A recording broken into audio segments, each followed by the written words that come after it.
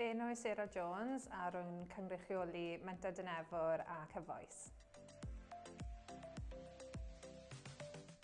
Wel, y disgrifiad fras o'r cwmni yw Menter iaith lleol sy'n hybu'r Gymraeg yn y gymuned.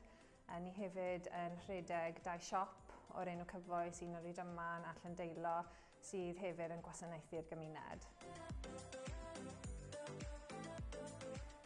Y tip unigolyn sy'n ymgeisio am swydd byddwn ni'n rhoi yw i fod yn agored.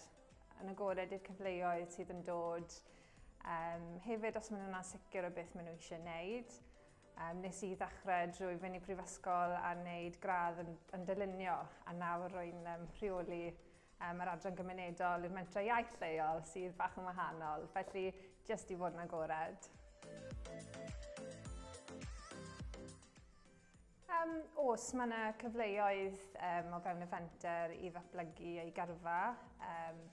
Dechreuais i fer enghraifft pan o'n i syth mas o brifysgol a wedi dyflygu fy ngyrfa fy hunan trwy'r sector yma, nawr yn rheoli yr adran gymunedol. Felly mae yna digon o gyfleoedd hefyd o fewn y busnes cyfoes. Mae'n cyfleoedd i myfyrwyr i ddod i weithio gyda ni a cael swyddi sadwrn, a hefyd wedyn mae rhai o'r myfyrwyr hynna wedi dod i weithio gyda ni o fewn y Menter.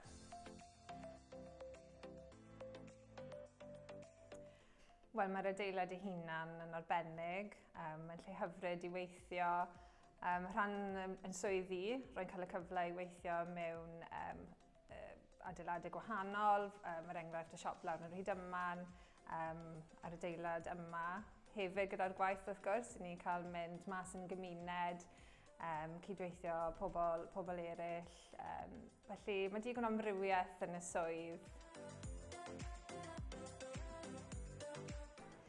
Yn fy marn i, y myth mwyaf yn y sector yma yw bod angen gradd yn y Gymraeg i weithio i'r Menter iaith, neu bod eich Gymraeg yn goffo bod yn perffaith Cymraeg pur, ond fel ni gyd yn gwybod, y peth pwysica yw bod ni'n siarad Cymraeg, y pobl lleol.